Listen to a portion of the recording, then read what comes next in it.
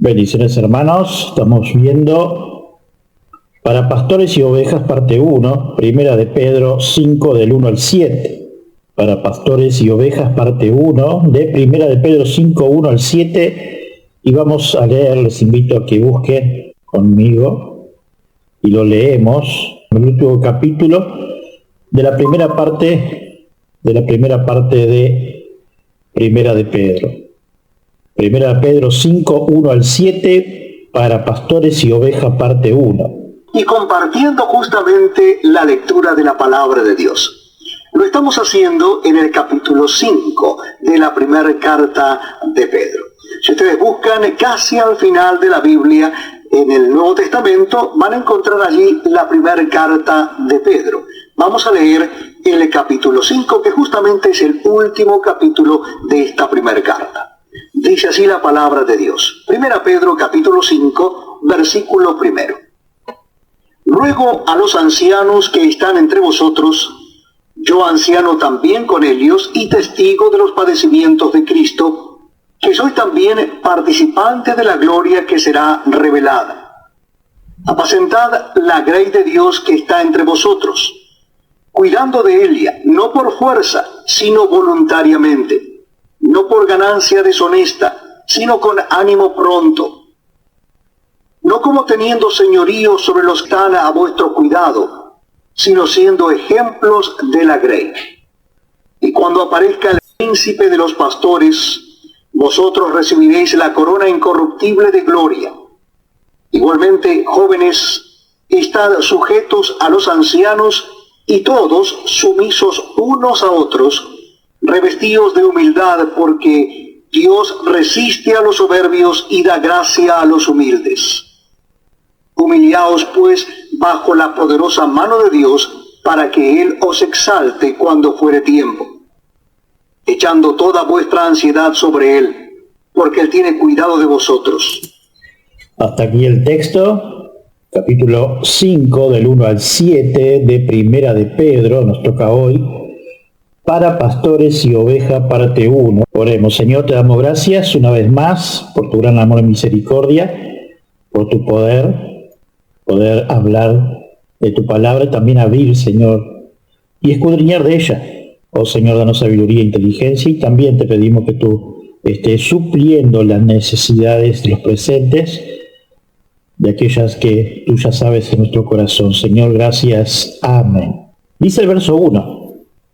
Ruego a los ancianos que están entre vosotros, yo anciano también, dice el apóstol Pedro, con ellos, y testigo del padecimiento, de los padecimientos de Cristo, que soy también participante de la gloria que será revelada. Así nos dice Pedro, que nos exhorta a los ancianos que estaban entre los cristianos que leían esta carta.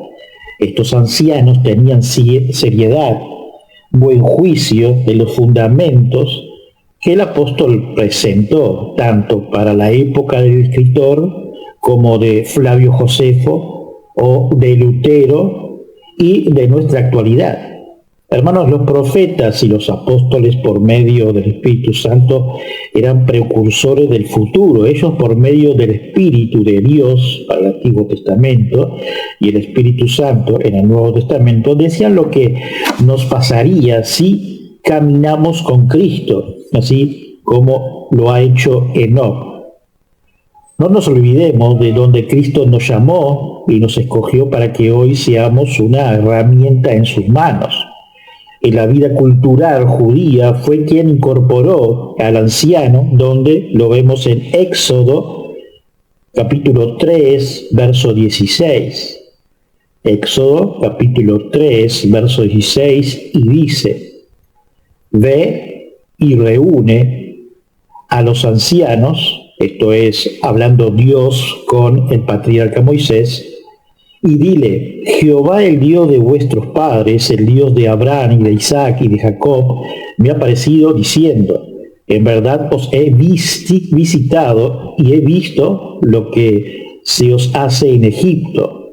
Vamos también a Éxodo 12, 21, esto es referencia a lo que justamente estamos hablando, ¿no? Éxodo 12:21, y Moisés convocó a todos los ancianos de Israel y le dijo: sacad y tomaos corderos por vosotros, familias, sacrificando la Pascua. Éxodo 19:7, esto como referencia a los ancianos. Éxodo 19:7 dice: entonces vino Moisés y llamó a los ancianos del pueblo y expuso en presencia de ellos todas estas palabras que Jehová le había mandado, a referencia de lo que hemos leído en el verso 16 del capítulo 3 de Éxodo, como referencia de los versículos 1 de Primera de Pedro 5:1. Anciano. Si hacemos un análisis sobre la palabra, la pregunta surge de primer plano: ¿quiénes son estos ancianos? Pero también, ¿dónde fue su origen? ¿Por qué? ¿Para qué fue? ¿Y cuál es el fin de estos ancianos? Y si hoy persisten en la iglesia local. En algunas iglesias perdió el nombre y lo ponen como obrero. Dice Génesis 15, 13 al 14. Génesis 15, 13 al 14, como referencia de lo que es el anciano.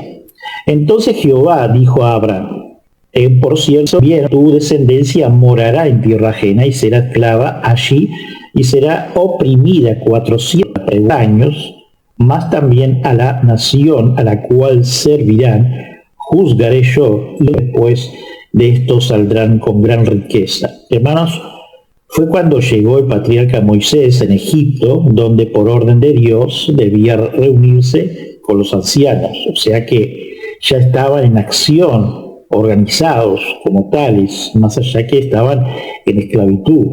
Los ancianos fueron constituidos para administrar, solucionar bajo el Espíritu de Dios los diferentes problemas que surgían en la comunidad del pueblo hebreo, tanto en los 40 años de caminata por el desierto, como en cada ciudad constituida después de la conquista del general, estratega y patriarca Josué. Los ancianos estaban en el Nuevo Testamento también, y lo vemos en varias cartas escritas por el apóstol Pablo, Pedro y otros. Estos ancianos hoy están activos y en auge, en actualidad, constituida bíblicamente. Estos ancianos están denominados como presbíteros u obispos.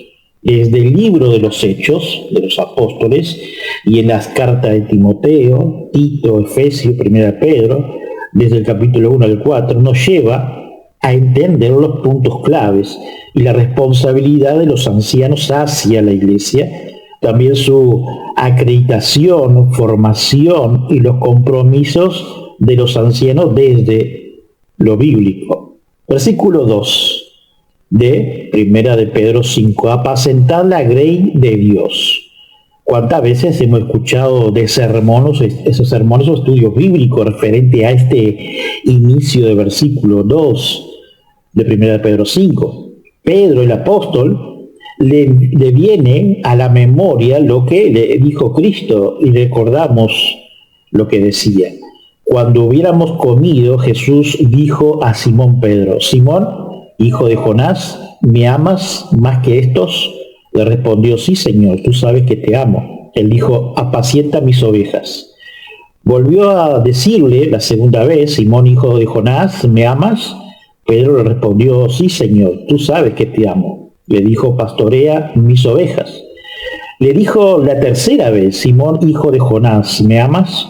Pedro se entristeció de que le dijera la tercera vez: ¿me amas?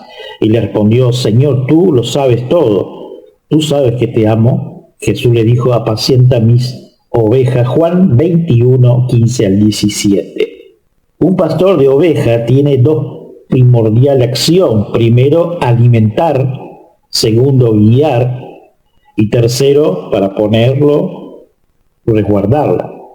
No nos olvidemos del Salmo 23 del rey David, y lo leemos para recordar la forma que Dios nos guarda a cada uno y nos protege. Así dice Salmo 23: Jehová es mi pastor, nada me faltará.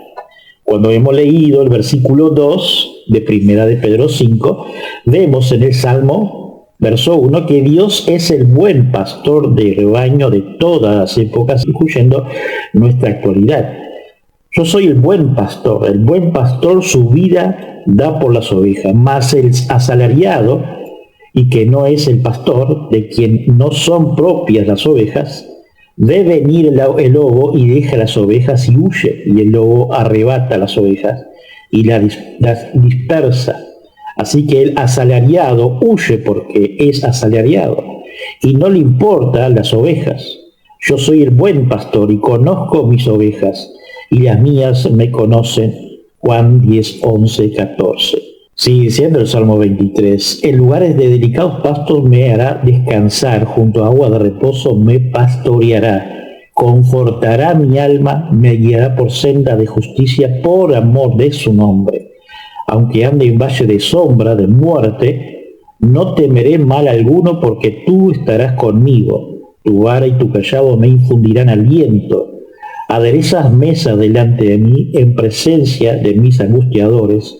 Unge mi cabeza con aceite, mi copa está rebosando. Ciertamente el bien y la misericordia me seguirán todos los días de mi vida, y en la casa de Jehová moraré por largos días, dice Salmo 23, del 1 al 6.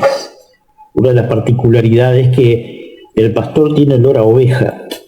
Esto quiere decir que nosotros, los líderes, tenemos que estar entre los miembros y no dejarnos de comunicarnos con ellos, de estar viendo las necesidades y orar por las necesidades, y si da el caso de tener esa solución de algunas necesidades que sean físicas, ¿no?, o materiales, y tenemos el recurso, bueno, extendemos esa mano. Si no, hay que orar y ver por otros lados. Dios siempre da la solución, tarde o temprano.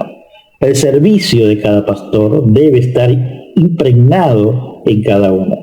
Pero atención, este servicio viene desde cuando nos escoge y nos llama para todos los presbíteros y obispos, donde desde su interior al exterior debe ser ejemplo de Cristo y para Cristo.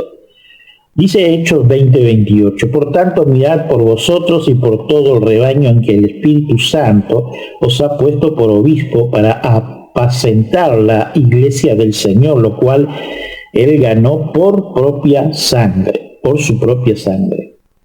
En la misma forma, en su elección en la Escritura, podemos ver que tanto el pastor y la congregación, sumado al interesado a un cargo como presbítero o obispo, entran en oración, inclusive en ayuno, desde antes de la elección. El Espíritu Santo pone el sentir a aquel hermano ser parte de la carga nombrada. Al suceder esto, el hermano ya es desde el primer momento hacer todo por voluntad propia y no en obligación o impuesto por presión de la masa para ser un líder. Para esto tenemos los textos bíblicos referidos a cargo, que podemos escucharlo, que es de Primera Timoteo 3, que ya hemos analizado en varias ocasiones. Vamos a escuchar, y quien quiera abrir su Biblia y seguirlo, 1 Timoteo capítulo 3. Para mí es un verdadero privilegio leer para ustedes la palabra de Dios. Lo estamos haciendo en el Nuevo Testamento. Si usted desea acompañarnos, le invito a que busquen el capítulo 3 de la primera carta de Pablo a Timoteo. 1 Timoteo capítulo 3. Dice así la palabra de Dios. 1 Timoteo capítulo 3. Palabra fiel: si alguno anhela obispado, buena obra desea. Pero es necesario que el obispo sea irreprensible, marido de una sola mujer, sobrio, prudente, decoroso, hospedador, apto para enseñar, no dado al vino ni pendenciero, no codicioso de ganancias deshonestas, sino amable, apacible, no avaro, que gobierne bien su casa, que tenga a sus hijos en sujeción con toda honestidad. Pues el que no sabe gobernar su propia casa, ¿cómo cuidará de la iglesia de Dios? No un neófito, no sea que envaneciendo se caiga en la condenación del diablo. También es necesario que tenga buen testimonio de los de afuera para que no caiga en descrédito y en lazo del diablo. Los diáconos asimismo deben ser honestos, sin doblez, no dados a mucho vino, no codiciosos de ganancias deshonestas, que guarden el misterio de la fe con limpia conciencia. Y estos también sean sometidos a prueba primero, y entonces ejerzan el diaconado si son irreprensibles. Las mujeres asimismo sean honestas, no calumniadoras, sino sobrias, fieles en todo. Los diáconos sean maridos de una sola mujer y que gobiernen bien sus hijos y sus casas, porque los que ejerzan bien el diaconado ganan para sí un grado honroso y mucha confianza en la fe que es en Cristo Jesús. Hasta aquí el texto, hemos leído hasta el versículo 13, y como referencia también tenemos en Tito 1, 6 al 9, estamos hablando siempre del presbítero o obispo o anciano. Dice así el texto, reitero Tito 1, 6 al 9, el que fuere irreprensible, marido de una sola mujer, y tenga hijos creyentes, que no estén acusados de disolución ni de rebeldía, porque es necesario que el obispo sea irreprensible como administrador de Dios, no soberbio, no iracundo, no dado al vino, no pendenciero, no codicioso de ganancia deshonesta, sino hospedador, amante de lo bueno, sobrio, justo, santo, dueño de sí mismo, redentor de la palabra, fiel tal como ha sido enseñada, para que también pueda exhortar con sana enseñanza y convencer a los que contradicen, dice Tito 1, 6 al 9.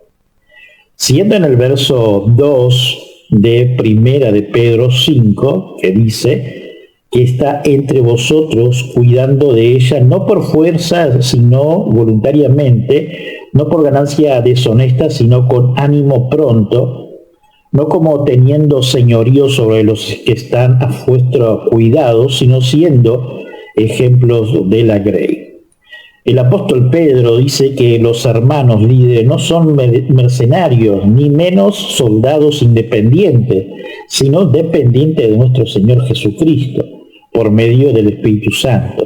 Ni menos trabajan en ganancia deshonesta, ni menos señoreo de lo que administran desde lo físico del edificio, de lo que en ellos hay, inclusive a las congregaciones que predican o da estudios bíblicos o aconsejan bíblicamente a los hermanos y hermanas, ya que estos líderes son herramientas útiles al servicio de Dios y no de interés personales. Esto último no existe en la mente de cada líder. El escritor habla de que los pastores verdaderos es elegido por el Espíritu Santo, son ejemplos de vida al rebaño que Cristo les trajo para administrar. Verso 4. Y cuando aparezca el príncipe de los pastores, vosotros recibiréis la corona incorruptible de la gloria. En este versículo el apóstol Pedro hace un recordatorio que el pastor tendrá que dar respuesta al príncipe de los pastores, porque vosotros erais como ovejas descarriadas, pero ahora habéis vuelto al pastor y obispo de vuestras almas, dice Primera de Pedro 2, 25. Todo aquel que lucha, de todo se abstiene, ellos a la verdad para recibir una corona corruptible, pero nosotros una incorruptible, dice Primera de Corintios 9, 25. Por lo demás, me está guardada la corona de justicia, la cual me dará el Señor juez justo en aquel día, y no solo a mí, sino también a todos los que aman su venida. Dice segunda de Timoteo 4:8. Los evangelios no afirman que Pedro estuviera presente en la crucifixión, solo se menciona específicamente a Juan, que estuvo allí. Pedro y otros apóstoles bien podrían haber estado entre todos sus conocidos que observaban el evento desde lejos, dice Hieber en su comentario. Pocos pasajes muestran tan claramente cómo está la importancia de los ancianos en la iglesia primitiva. La palabra griega que los designa es presbíteros con Y al medio, y ha dado la palabra de presbítero y sus derivados que en la Iglesia Católica Romana y en general en las epístolas es lo mismo que sacerdote, pero en el Nuevo Testamento se suele traducir por anciano. Es al hecho, dice Berkeley, que el apóstol Pedro dirige especialmente su carta, y él, que era el principal de los apóstoles, no duda en llamarse compañero de ministerio de los ancianos. Valdrá la pena ver algo del trasfondo histórico de los ancianos, el ministerio más antiguo e importante de la Iglesia. Primero tiene un trasfondo judío. Los judíos trazaban el principio de los ancianos desde el día en que los israelitas viajaban por el desierto hacia la tierra prometida. Llegó un momento en que la carga del liderazgo era demasiado pesada para Moisés, la llevara solo, y para ayudarle se separó 70 ancianos, lo que concedió una participación del Espíritu de Dios. Números 11, 16, 30. Desde entonces los ancianos llegaron a ser una característica permanente de la vida judía. Los encontramos como los amigos de los profetas, 2 Reyes 6:32, como los consejeros de los reyes, 1 Reyes 20:8 y 1 Reyes 21:11, como referencia, como los colaboradores de los príncipes en la administración de los asuntos de las naciones, Esdras 10:8. Todos los pueblos y ciudades tenían sus ancianos, se reunían en la puerta y dispensaban justicia al pueblo, Deuteronomio 25:7.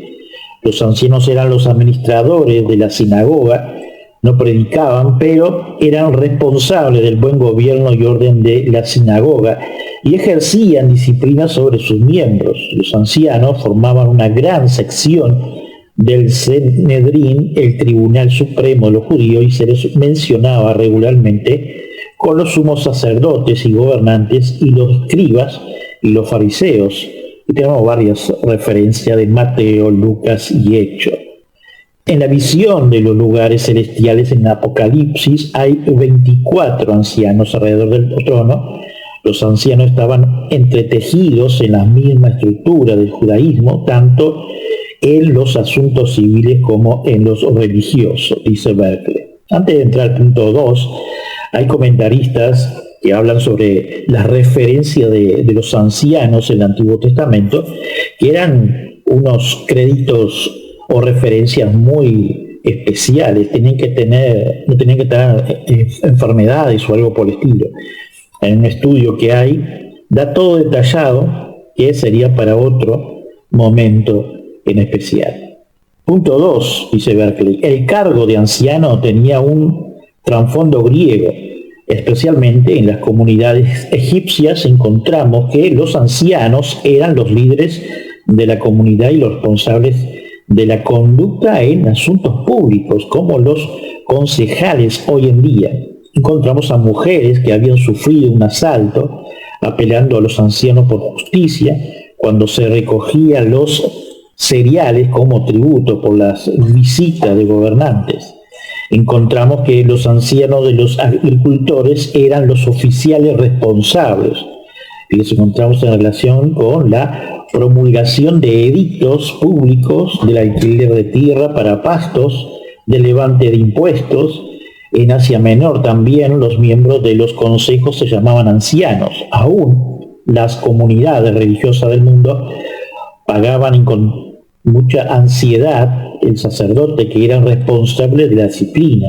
En ciertos templos encontramos a los ancianos sacerdotes resolviendo el caso de un sacerdote al que se acusaba de dejarse el pelo demasiado largo y de usar ropa de lana, un lujo afeminado del que un sacerdote no debería haber sido culpable. Podemos ver que muchos antes del cristianismo adoptaban el cargo de anciano. Ya era un título de honor tanto en el judaísmo como en el mundo greco-romano, dice así Berkeley en referencia. Dice Spurgeon, queridos amigos, Siempre será nuestra sabiduría ponernos lo más posible en lugar de aquello a quien nos dirigen. Es una lástima que alguien perezca predicarle a la gente desde una perspectiva inferior. Siempre es mejor estar lo más cerca posible de su nivel. Miles fueron testigos presenciales de los sufrimientos de nuestro Señor, pero no comprendieron su verdadero significado. Vieron el gran sufrimiento manchado con su propia sangre, pero nunca miraron su herida con fe. Miles vieron morir al Salvador, pero simplemente regresaron a Jerusalén, algunos golpeados del pecho, pero ninguno creyeron en él ni conocieron realmente el secreto, esa muerte maravillosa, dice Spurgeon. Verso 5 de primera de Pedro 5. Igualmente, jóvenes, están sujetos a los ancianos, y todos sumisos unos a otros, revestidos de humildad, porque Dios resiste a los soberbios y da gracia al humilde. Pedro el apóstol vuelve de nuevo a la idea de que la negación de uno mismo debe ser la marca característica del cristiano.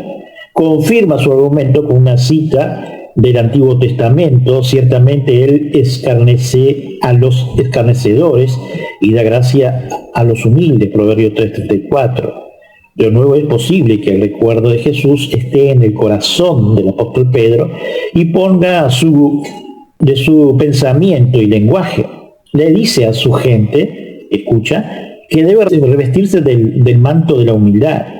La palabra que usa para revestirse es poco corriente, es engobustai, que se dirige de gombo, en griego, que describe cualquier cosa que se ata con un nudo. En relación con esto está engombon, túnica que se sujeta con un nudo. Se usaba corrientemente como ropa de protección, se usaba para un par de mangas que se ponían encima de la túnica y se ataba por detrás del cuello. También se usaba para el delantal de un esclavo. Hubo una ocasión en que Jesús se lo puso como delantal. En la Última Cena, Juan dice que Jesús tomó una toalla y se le ciñó y tomó agua y se puso a lavar los pies de sus discípulos. Juan 13:4. Jesús se ciñó con el delantal de la humildad, y así debe hacer sus seguidores, sus líderes, presbíteros, ancianos u obreros. Resulta que el incombustible se ha usado otra clase de ropa. Se usa de pensarse una túnica larga semejante a una estola, que era señal de honor y preeminencia. Para completar el cuadro tenemos que poner las dos imágenes juntos. Jesús se puso una vez el delantal del esclavo y se encarza del más humilde de todos los deberes, lavar los pies a su discípulo. Así que nosotros debemos de situarnos, ponernos el delantal de la humildad en el servicio de Cristo y de nuestro semejante, pero ese mismo delantal de la humildad se convierta en atuendo honorable para nosotros, porque es el que se hace siervo de todos los que es el más grande en el reino de los cielos, dice Berkeley en su comentario. Versos 6 y 7 de 1 de Pedro 5. Humillaos, pues, bajo la poderosa mano de Dios, para que Él os exalte cuando fuere tiempo, echando toda vuestra ansiedad sobre Él, porque Él tiene cuidado de vosotros. En una versión no habla de revestidos de toda humildad. Esto es como que una persona debe de ponerse un mameluco que cubra desde la cabeza a la planta de los pies, pero es más que esto, porque todas las que habéis sido bautizados en Cristo, de Cristo estáis revestidos, dice Gálatas 3:27. Sino vestíos del Señor Jesucristo y no proveáis para los deseos de la carne, dice Romanos 13:14. Los textos leídos ya nos dice que Cristo nos eligió, nos instruye desde la Escritura con la ayuda del Espíritu Santo, donde nuestro ser, Cristo, transformado desde el corazón a la mente y a la acción de nuestro alrededor al exterior. Para esto en nosotros muere cada día la etapa de niño yo, podríamos decir, el orgullo, el egoísmo, en estar en primer lugar antes que al prójimo. Decía un pastor que ya está con el Señor que el texto bíblico nos lleva a ver y leer que os améis unos a otros como yo os he amado, que también os améis unos a otros, Juan 13:34. Este pastor decía que parece que vemos en algunos cristianos, entre comillas, el revés. Él decía, amasaos unos a los otros como yo os amasé primero. Cristo no insta a llevar la cruz de nuestro prójimo. Desde el orgullo escuchamos a viva voz esto, que Cristo debe de bendecirnos, y esto es contrario a toda la Escritura, la Biblia. Nada hagáis por contienda o por vanagloria, antes bien con humildad estimado cada uno a los demás como superiores a él mismo, no mirando cada uno por lo suyo propio, podríamos decir mirándose el ombligo, ¿no? Sino cada cual también por los de los otros, dice Filipenses 2:3-4.